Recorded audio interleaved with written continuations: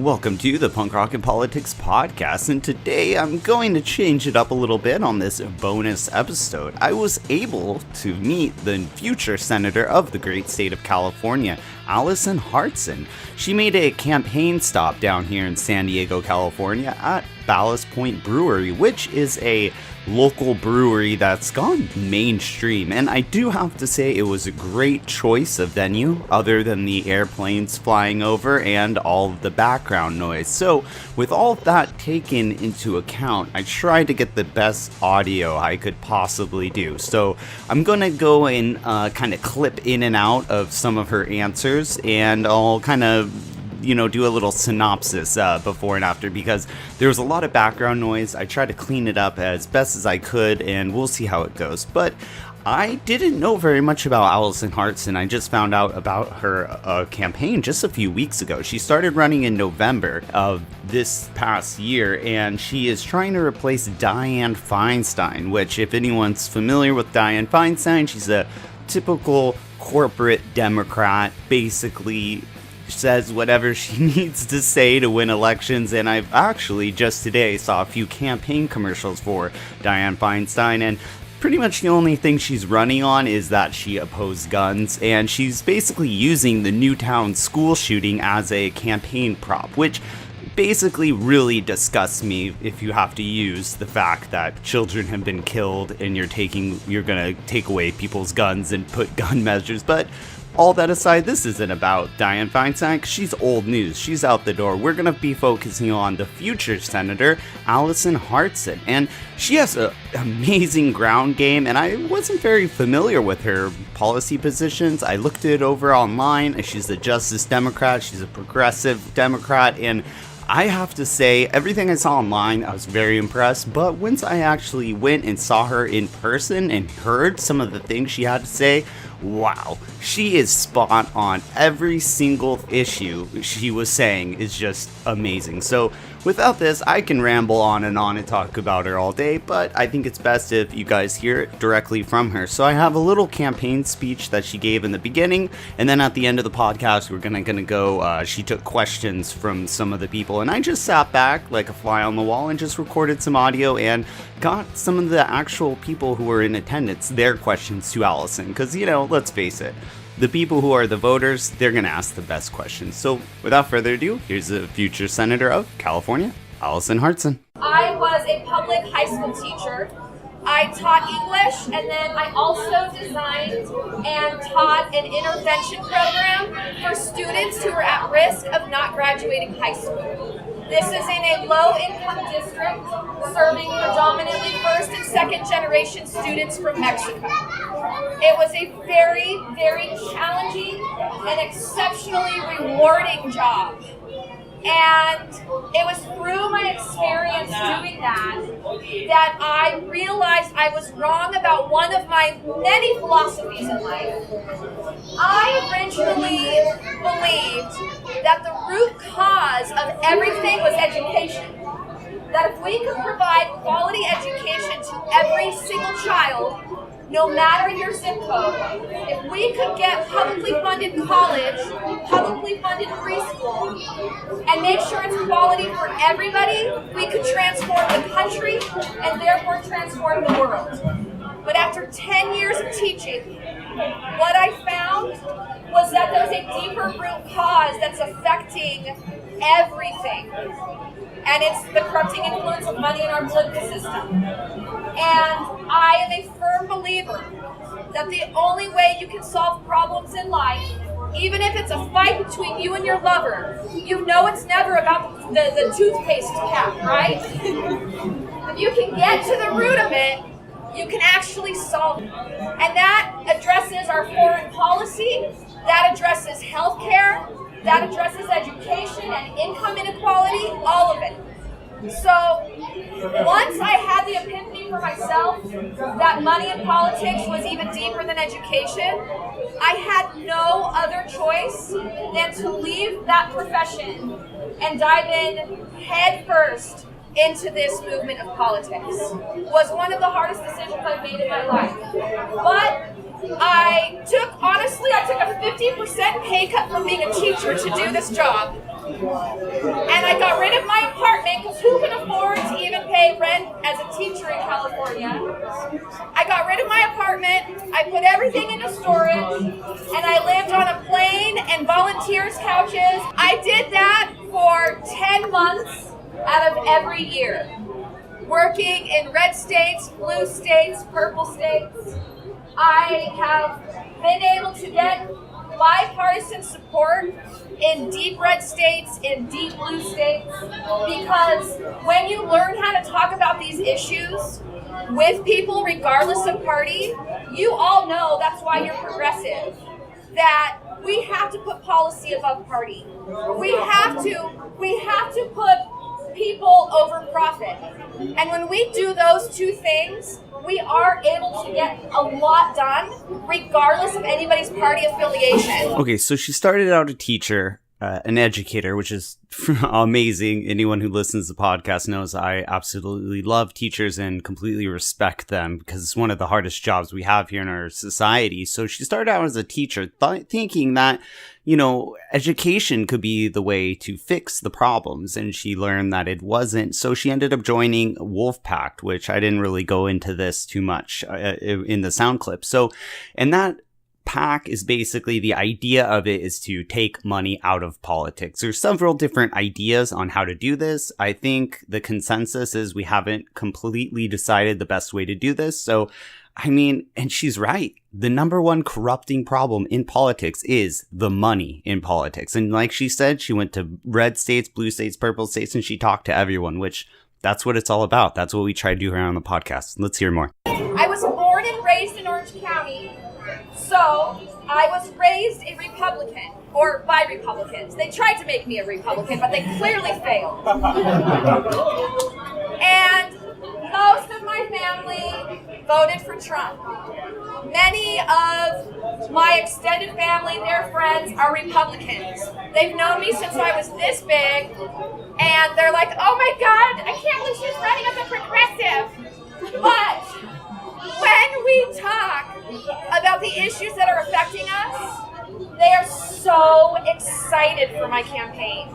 They are so excited about what we're doing. We just have to get the word out. In fact, when we go and knock on doors and call voters in California, we're not doing what typical campaigns do. We're not just knocking on Democrats' doors. We're knocking on people's doors based on policy, and we're able to get that data. And it's working really well, right, Abby? Yes. So I know that there's a lot we can get done when we can address this root cause. Then we can have honest conversations about the issues that are affecting us. Because right now, the same corporations that are donating to our legislators are donating to our media. They're all in bed together. And the propaganda they are feeding both the left and the right is destroying us. And it is designed to divide us and then conquer us and keep us in fear and locked into thinking that we need them to save us from Russia. And I'm not having any of it. Okay? Now that line right there, you know, trying to save us from Russia, that was amazing. I just love that. But she's right. Money in politics is the number one problem. So if you're listening to this, if you are in California, you're a libertarian, a Republican, or you're non-party, or you're a Green. I know a lot of Democrats and Greens are leaving the Democratic Party or they don't want anything to do with the Democratic Party because they're corporatists, like people like Dianne Feinstein and Nancy Pelosi, who they put money over politics. And what she just said is money is the root cause of all of these problems. And she's right. And if maybe we can get her into office, or if we will get her into office and other politicians like Alison Hartson into office, then we can actually get the money out of politics. Then we can have honest debates on the issues, which that is exactly what we need. So anyone who's left, right, center, you really should consider voting for her. Let's hear more. Why did I decide to get involved in this? Because it is crazy. I am jumping into the lion's den. It's because while I was working with Wolfpack, I realized just how entrenched the establishment is. It's not just legislators, It's not just lobbyists. And it's not just ill-intentioned media or journalists. Many of them are just as wrapped up and deceived by the propaganda as the rest of us. It's less of a conspiracy and more of a culture that we have to change. And if we're going to get the policies passed that we need people in office who understand the psychology of human behavior, how all of this really works, so that we can bring people together and talk about how to really, truly solve it. We will not get these policies passed unless we run for office ourselves and do so by refusing corporate money and all dark money. And that's why I'm a Justice Democrat, and that's why I refuse to take that money no matter how hard it makes me have to work. Besides, now I get to do this stuff instead. Once again, she's right. It's all about getting money out of politics. And then we can go and have our conversations and our civil debates, like we like to propose on the podcast here, about the actual policy positions. So now that we kind of got a background on who Alison Hartson is and what her ideas are, or, you know, her main idea, getting money out of politics with her wolf pack, and how she saw that as being an educator, how money is the problem. It's not necessarily the education system. It's money in politics, which is corrupting it. And I love how she said it's not a grand conspiracy, it's a culture. And that's so true. I think that line it's great. So now let's kind of go more into her policy positions. Let's hear this. The world I want to see is one where we have a green economy replace a military economy. We need to take a look at our entire drug scheduling and make sure that we put rehabilitation over retribution and call the war on drugs what it is: systemic racism. It is an extension of Jim Crow, which is an extension of slavery, and we have to fight it and end it in our generation.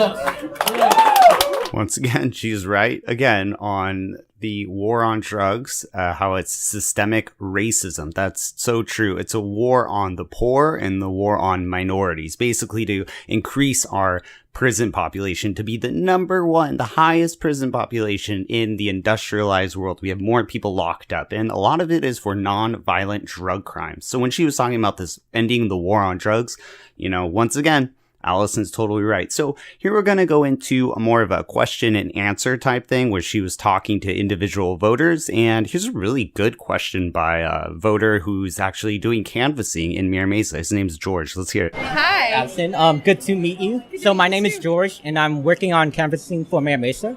So you can expect that area to be locked down. Nice. Thank you. But anyway, since you're a teacher, you should understand like the term lifetime learner. Yes. So it's hard to for an individual to know everything. Yes. So anyways, there's maybe 10,000 laws goes through the House and Senate each year. So maybe 30 a day. So you can imagine how much that is for a individual like yourself. So it's hard to know what is good for the people, and there is some unintended consequences. Mm-hmm. So my question is that how can you stay on top of all that, and who can you listen to know what is best for the people? I love that question so much because this gets at the heart of the foundation of the character of the kind of people that we need in office who really understand that about human nature. It is not possible to know everything. And oftentimes we look at our candidates and we look at our politicians as needing to know everything about everything. I'm asked about all of the technical details from healthcare to education to foreign policy, all of the countries in the Middle East, let alone those in Asia and those in Latin America and Africa. It's gnarly. Yeah. And so your question is so important, and that's why I expect you to run for office now, because you get it. So I'm not the type. These are the characters we need. The people who don't actually want to be there are usually the best leaders. But, I think that for me, obviously you need to read a book, President Trump. So we need to read and educate ourselves, but still you can't know everything. Yes. And this is where reaching out to the people who are actually working and in the trenches in those fields is critical. So I shouldn't be relying on lobbyists for the pharmaceutical industry. While they may have information that is important for me to learn, I need to actually be talking to the doctors and the nurses and the patients that are dealing with these particular pharmaceuticals, right? And like in education, because that's where I come from, when they're making policies on education, it should not be even just from the top people in education. It should be from the teachers who are actually in those classrooms currently.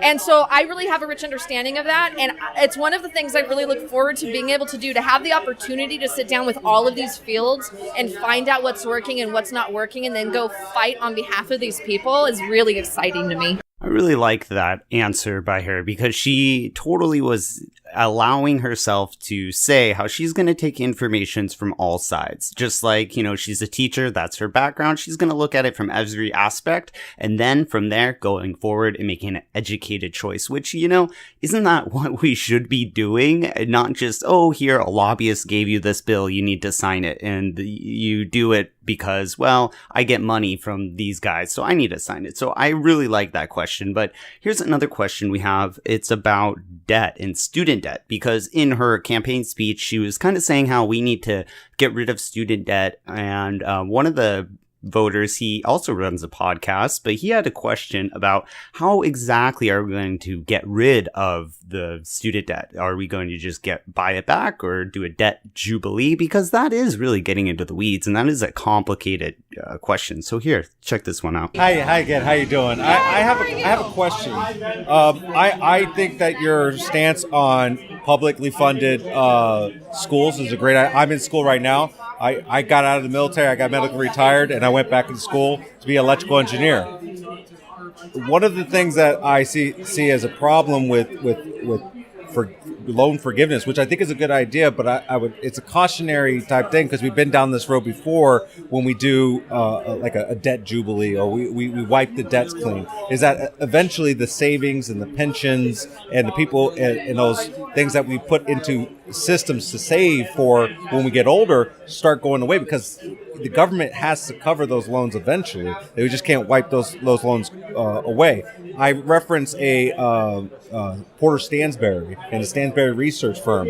They have actually he has a book out. He has multiple researches that says this is going to be an issue. I think it's something that inevitably we're going to have to deal with, is the debt in this country, because the American dream is dead for me and a lot of millennials. But I think that us dealing with our debt is important. But we have to also take that step forward in looking at the ramifications of doing that in the long term for people when I decide to retire, or when my kids decide to get into the job force. Have you looked at those research? Because you just spoke to the last person about looking at the research. I think a lot of the issues with platforms and politics is, just like you said earlier with my question, is you're trying to get a snapshot of something that is a very diverse issue. And it's no such thing as a conservative mindset or something, or a liberal mindset. It changes, and it differs for all people. And it changes from issue to issue. You can be conservative on one issue and liberal on another. Yes. So I guess my question to you is, are you looking at those, because Porter Stansberry was right about the mortgage crisis. He was right about GM. He was right about these things. He saw these things coming, and people didn't listen to him. People said that your numbers are off, but he showed all the data. And even today, based off that research, based off that data, this is credible. Are you looking at that and saying, all right, that's good that we need to handle this, but what do we do after? I think that's one reason why we're still in a war in Afghanistan, that why we're still involved with poor foreign policy, why our economics, why our criminal justice system has not been taken care of. When we talk about systemic racism in the system, we start something, but we don't say, okay, now what do we do for the long term? So I guess my question is, what are you doing to build a platform to say, hey, listen, I'm not just selling you an idea, I'm selling you a long-term platform that's going to extend beyond just what I do and said now, but a plan for the future also. Yeah, absolutely. Well, I think that all of the things that we talk about, Medicare for all, college for all, what are we going to do with the current debt that our students are dealing with? All of that is a vision for the future. Like that's actually a starting point to actually implement these. The payoff, and it's going to be an investment. It's going to cost us money at first. The payoff, the long-term vision is what the benefits that we reap from those policies. So for that long term. Yeah, but you ask a really good question, which is, what about the details? Like, do we actually forgive all of the loans, or do we go with something where there's a government buyback system and we lower the interest rates? Smart. Yeah, and so I would, and not just with that policy, with all. Even when, like, the gentleman earlier asked about the details of the U.S. constitutional amendment for getting money out of politics, right? Yeah. Even with that, as hard as I've been working on that, and as much as that is like my number one thing, there's no way I'm going to pass just any constitutional amendment that's proposed. Yeah. The devil is in the details. I mean, it's cliche at this point that we say this, right? But it's so true. You have to read it. Getting that information out to the people is very important. And like the gentleman earlier said too, there's unintended consequences. Yeah. And so we need people in office who think like you. So I also want you to run for office as well. Who think about those unintended consequences even when we have nothing but the best of intentions, and are willing to have those hard conversations, and again, change our mind when we read research or when new research comes out that defies what we originally thought. It's not about I was right or you were wrong. It's about I learned something. Yes. We didn't know this. Now we know. Exactly. Let's move forward. And we need our entire government to look like that. Exactly. So that's where I will govern, or that's where I will be, represent from. And so right now, I believe that we need to either forgive the loans, or we need to, like I said, the government buyback. If there's something else that comes out, I will read that in research. I will talk to the people who are actually on the ground dealing with it before I ever move forward with a decision. Once again, reading it from all aspects and being willing to change your mind if you're wrong. I think that's a really strong position and a really strong, ethical stance that she's taking there. And it's really good. So we have one more question. It's kind of about the election fraud, the campaign, and basically how do our votes really matter? And this is kind of an interesting question, but I really liked how she answered it. Here we go. I'm especially concerned about election fraud in our state.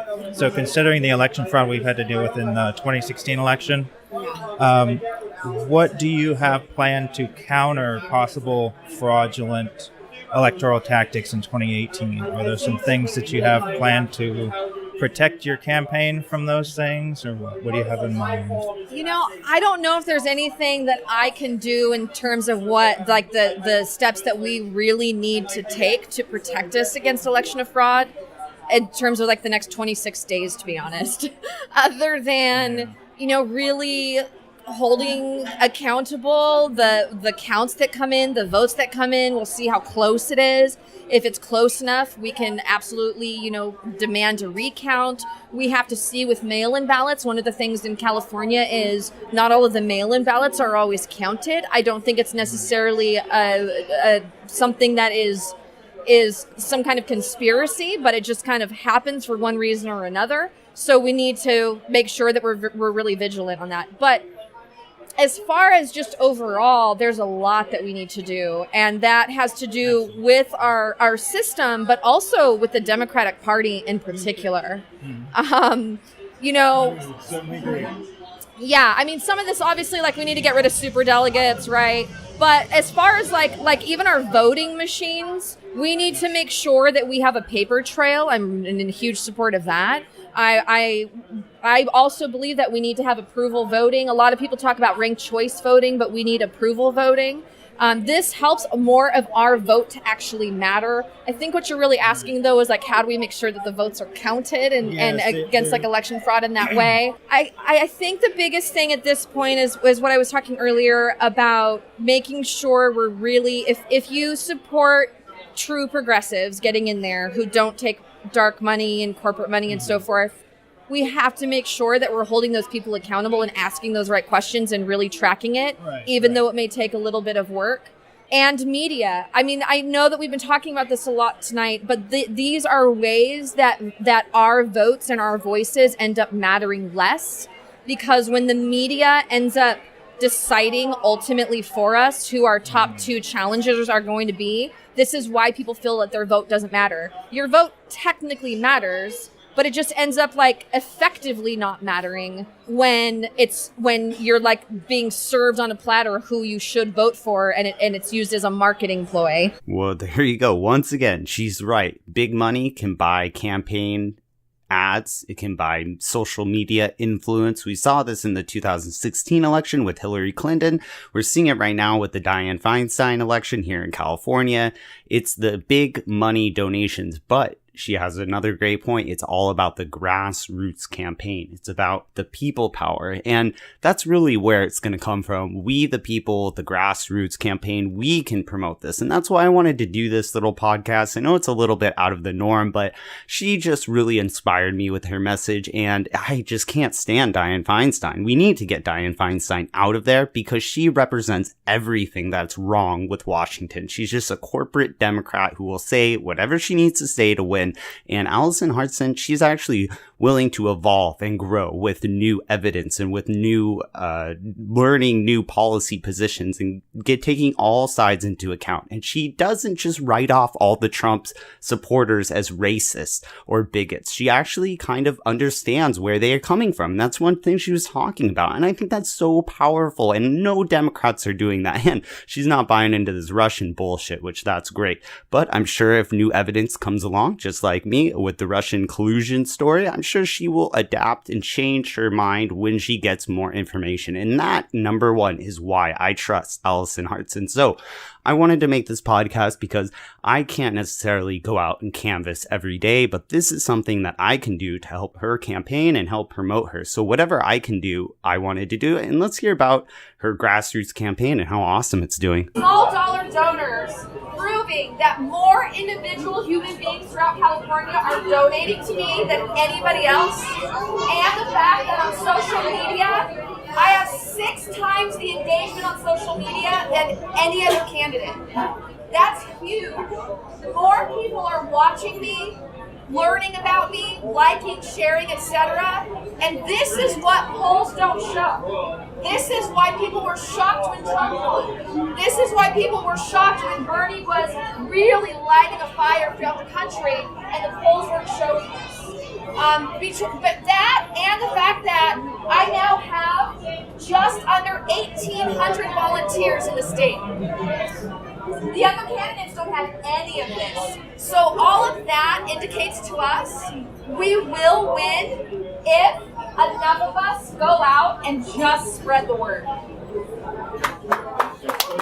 Yes, going out and spreading the word. That's what we have to do. And I was unfamiliar with Alison Hartson just until a few weeks ago, and that's why I had to do this podcast. I know a lot of our listeners are out of California and also all across the US. So we got to do this. We got to get Alison Hartson out there. And I was talking to a lot of the other people, and every single one of them heard about Alison Hartson from either Kyle Kulinski's Secular Talk or the Young Turks. And it was alternative media is how people found out about her. I found out about her on Facebook from someone posting about it.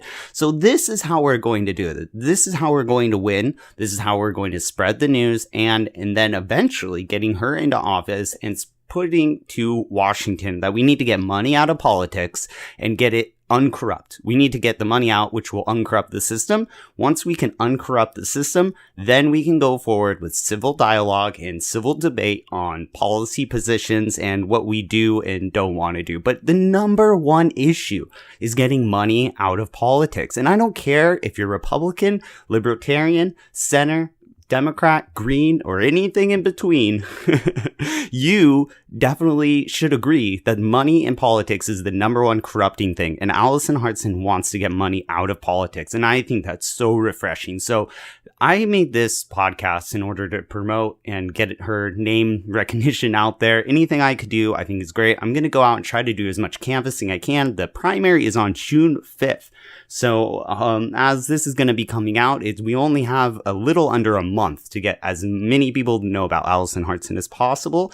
And people all across America can help. You can donate. We have phone banking. There's all sorts of things. I was actually able to talk to Abby, who's the field director here in San Diego, California. And man, she is amazing. She just started doing this only a few months ago, I think, getting really politically active. Before she said she's a waitress, which I'm like, wow, you're doing so awesome and you're so into this. How cool is that? And that's what we need. We need more real people in politics. And that, I hate to say it, but that was one thing why people did vote for Trump, even though I don't agree with that guy on pretty much anything. But people thought, hey, he's an outsider. Let's give him a chance. Wrongly, they assume that, but that's a whole nother podcast. So how can we get involved in Alison Hartson's campaign? Let's hear it. This is what replaces big money. And so Abby's going to talk to you about exactly how you can get involved. But really, big money versus small money. Big money buys media, it buys name recognition, and it essentially allows candidates to not have to knock on doors. All right, so I'm here with Abby, the San Diego campaign manager for Alison Hartson. So I loved everything Alison was saying. She hit like a lot of topics. It was really great. And I'm putting this out, hopefully, if people are inspired throughout California, but also this is a nationwide podcast. So maybe people across the state might be inspired. Is there a way they can donate, and how can people in California get involved in Alison's campaign? Yeah, so if you're in California, you can help us knock doors. We're knocking doors all over the state in every city. So there's volunteers, there's field directors, there's regional coordinators, there's somebody to help you get involved and to get you started. If you're not in the state, you can still help us. We're phone banking. You can help us phone bank from home. It's easy to use our system. We use the same system that Bernie used in his election, so you can use the system from anywhere in the country, and it really helps to make phone banking calls. And then we also use a texting system. So now that people have cell phones and it's hard to reach people through the phone, so it's super important to text people who are likely to hear of us through text messages. So we have a texting system, so I have somebody who works in New York, who lives in New York, who helps us send text messages to voters. So you can be anywhere in the state and help us phone bank or text voters. So you can be involved from anywhere. And to get involved, just email me directly. It's Abby, A-B-B-Y, at AlisonHartson.com, ALISONHARTSON. And you can go to her website and you can just, put in your information, sign up to get our email updates, and you'll get on our list, and somebody will reach out to you within 48 hours about an event in your area or how to get involved if you're outside of the state. Awesome. Great. Yeah. Thank you so much for what you're doing, and I hope people who are listening to the podcast definitely get involved and help Alison, because she is a true progressive, and everything she was saying was coming from the heart, and it's great to hear. So thank you. Yeah. Thank you so much. Appreciate it. Thanks for checking out Punk Rock and Politics. If you enjoyed the show and the information brought to you, please subscribe and share the podcast. It helps us here at Punk Rock and Politics, but more importantly, it helps the featured bands gain exposure. Also, if you know any bands or musicians who would like to join the political mosh pit and have their music featured on the Punk Rock and Politics podcast, please email us at punkrockandpolitics@gmail.com. Thanks again, and we'll see you next time. And rock on, political junkies.